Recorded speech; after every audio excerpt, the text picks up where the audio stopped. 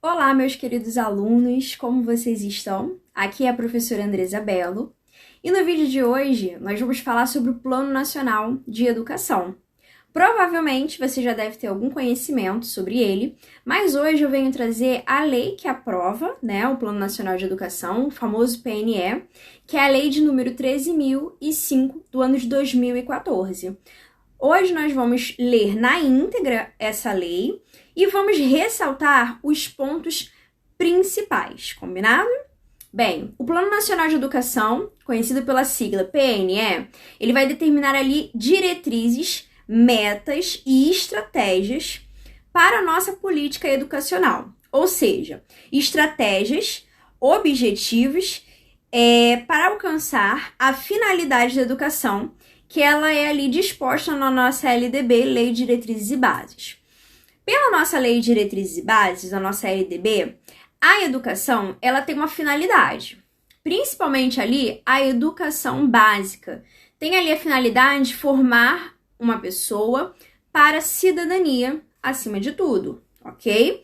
Então, esse Plano Nacional de Educação, ela alcança todas as etapas, modalidades e esferas, mas vem atingir ali principalmente a finalidade de cada segmento, seja da educação básica, seja ali da educação superior, atendendo inclusive as modalidades e as especificidades que são esperadas em cada modalidade. Bem, o número da lei, que aprova ali o Plano Nacional de Educação é, conforme nós vimos, a Lei 13.005 do ano de 2014.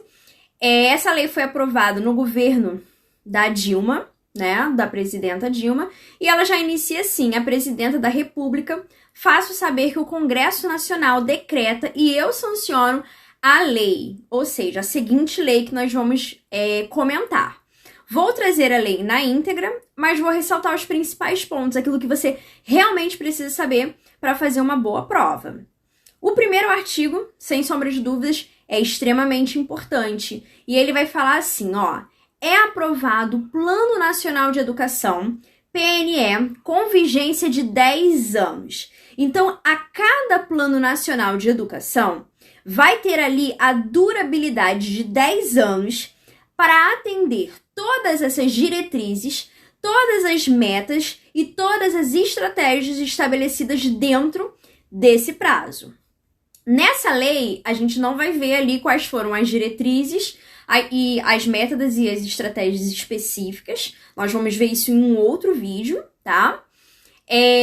Mas nós vamos ver ali como que essas metas, como que essas diretrizes e como que essas estratégias vão entrar ali nesse planejamento.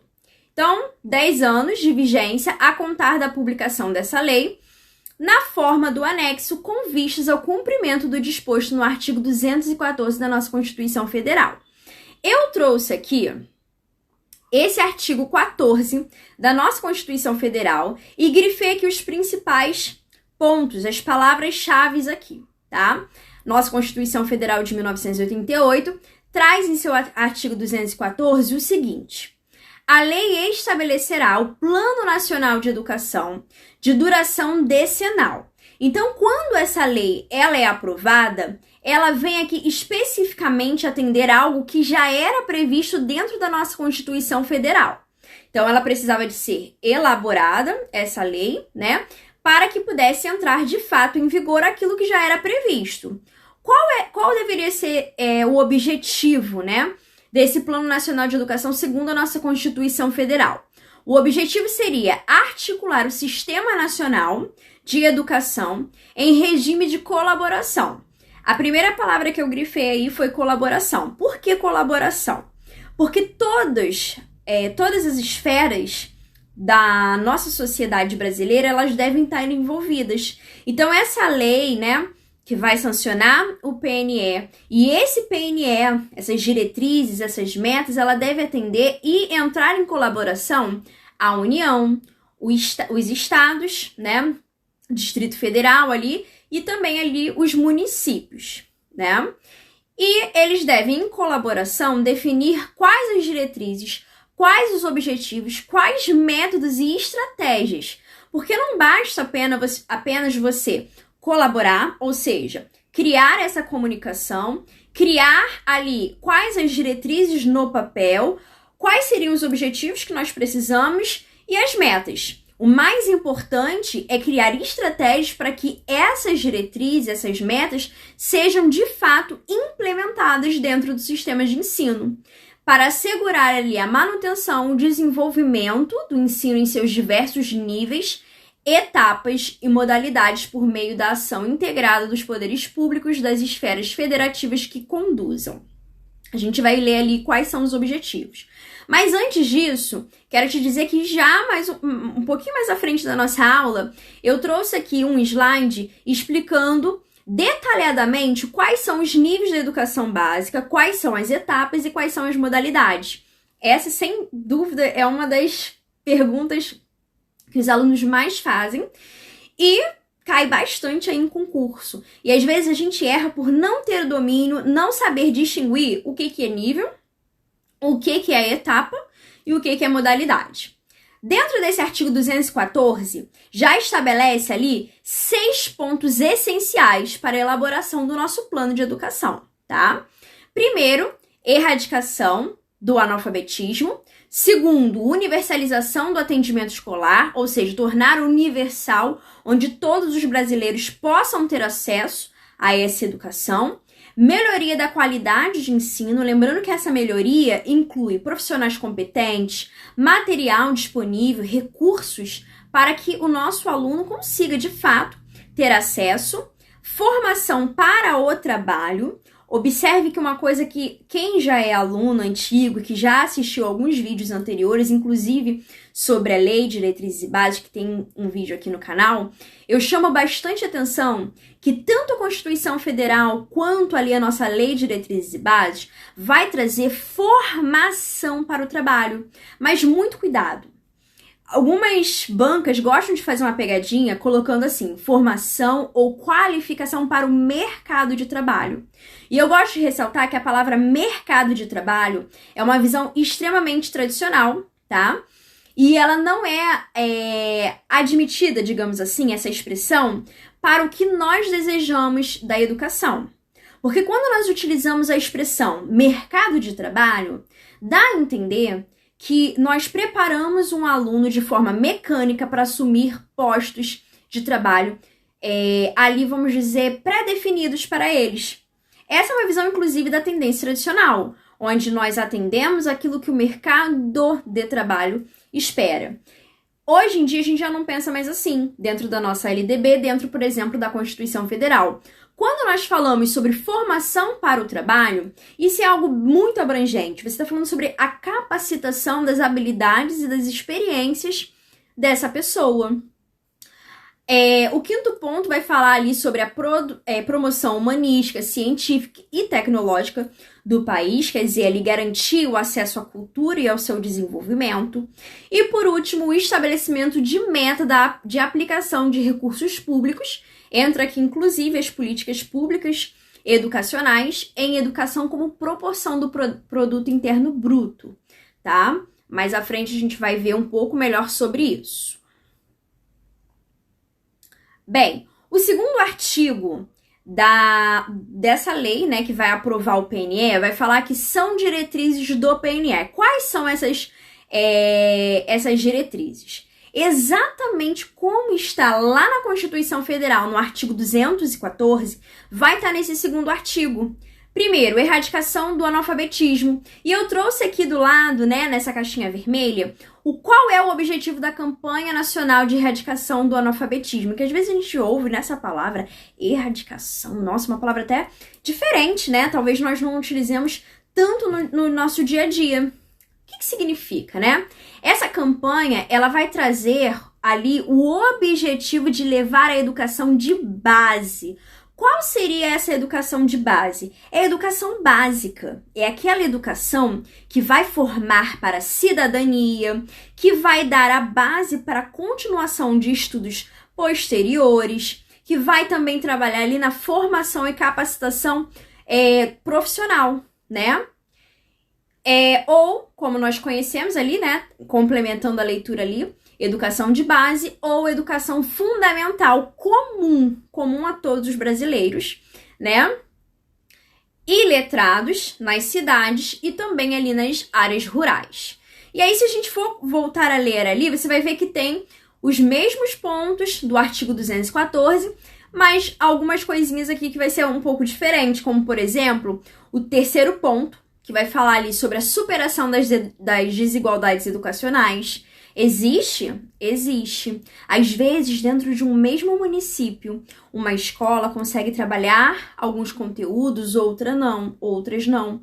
Isso é uma desigualdade educacional, porque eu não posso oferecer como privilégio alguns conteúdos para algumas pessoas e omitir esse direito para outros. Então, o PNE tem esse objetivo de trazer uma igualdade, né, em relação ali à oferta da educação, tá? Com ênfase ali na promoção da cidadania e na erradicação de todas as formas de discriminação.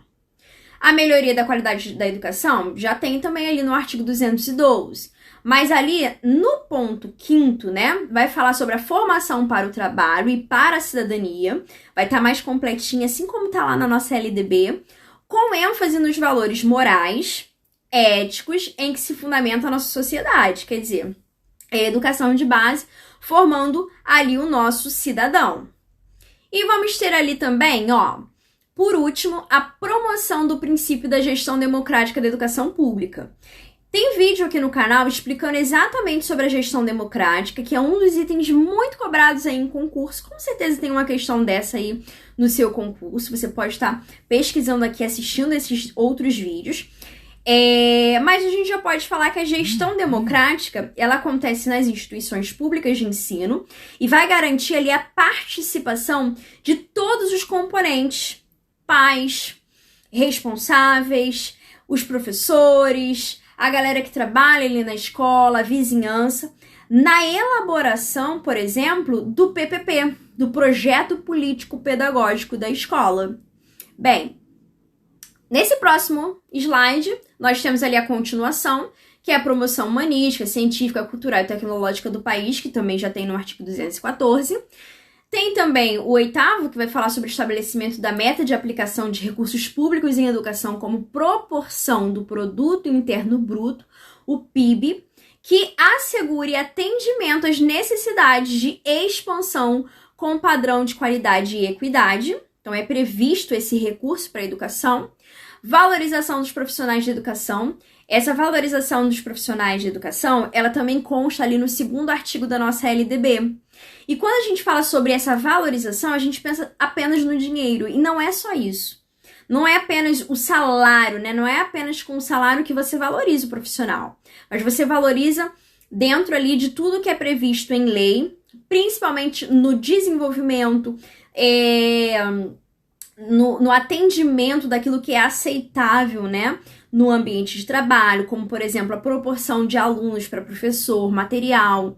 Então, são várias coisas, né, que incluem profissionais de educação. Lembrando que profissionais de educação não são apenas os professores, mas sim todos aqueles que são envolvidos no processo do ato de educar. E, por último, promoção dos princípios de respeito aos direitos humanos, à diversidade e à sustentabilidade socioambiental. Bem, o 3º artigo vai falar sobre as metas previstas no anexo desta lei, que serão cumpridas no prazo de vigência deste Plano Nacional de Educação, desde que não haja prazo inferior definido para as metas e estratégias específicas. Porque dentro do PNE, dentro do Plano Nacional de Educação, dentro dessas metas, elas não precisam ser levadas até o último dia a completar 10 anos. Existem metas que têm um prazo menor, que podem ser ali concluídas antes. Infelizmente, a gente sabe que em algumas situações, esse prazo de 10 anos talvez não alcance, né? Infelizmente. Mas existe ali toda uma estratégia para isso. O 4º artigo vai falar sobre as metas previstas no anexo desta lei, que deverão ter como referência a pesquisa nacional por amostra de domicílios. E o parágrafo único vai falar que o poder público buscará ampliar o escopo dessas pesquisas, com fins estatísticos de forma a incluir informação detalhada sobre o perfil da população de 4 anos até os 17 anos com deficiência.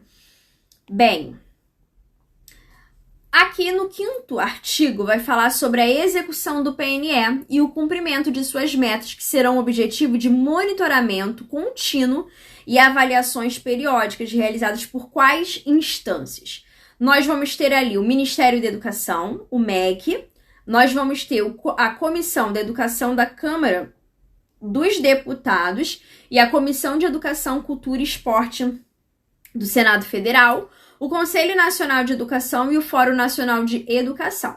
Então, esses 4 órgãos vão estar ali responsáveis pela fiscalização por meio de monitoramento contínuo e também de avaliações periódicas para saber se está tendo ali efeito as estratégias que eles colocaram, que implementaram, se está funcionando, se está acontecendo, se não vai acontecer, o que pode ser feito.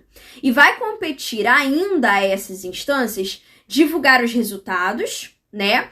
Analisar e propor as políticas públicas para que você possa ali ter esse atendimento dessas metas e dessas diretrizes, analisar e propor também uma revisão percentual de quanto que vai ser investido ali do dinheiro público em educação. Bem, a cada 2 anos, ao longo, né, do período de vigência do Plano Nacional de Educação, o Instituto Nacional de Estudos e Pesquisa Educacional, Anísio Teixeira, publicará estudos para aferir a evolução no cumprimento das metas estabelecidas no anexo desta lei, com informações organizadas por ente federado e consolidadas no âmbito nacional, tendo como referência ali os estudos e as pesquisas de que trata o 4º artigo que nós lemos, sem prejuízo de outras fontes e informações relevantes.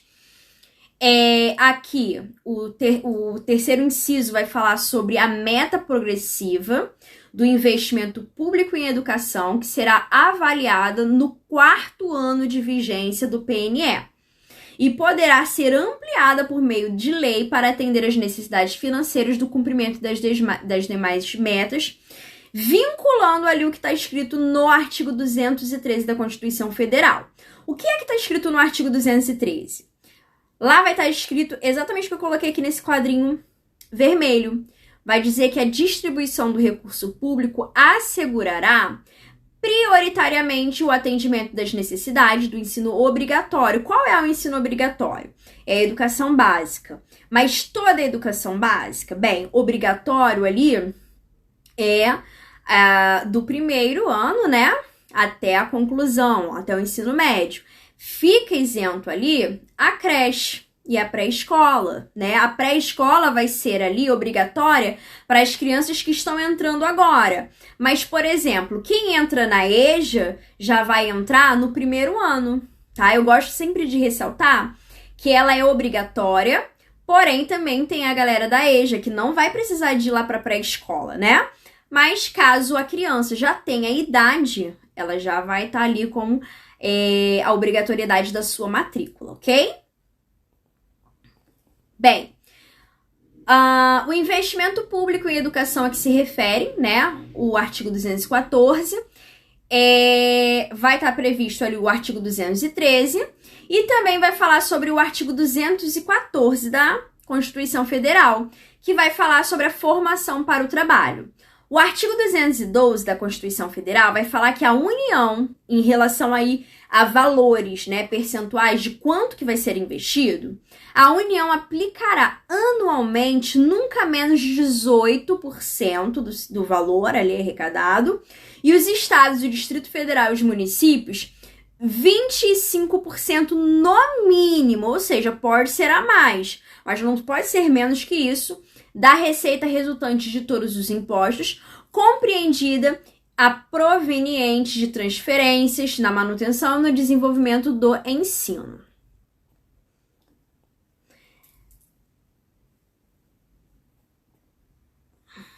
Bem, aqui à frente eu trouxe para vocês os níveis as etapas e as modalidades da educação brasileira, que é uma das perguntas que os alunos fazem bastante, né, prof? Quais são os níveis da educação brasileira? Hoje nós temos 2 níveis da educação brasileira.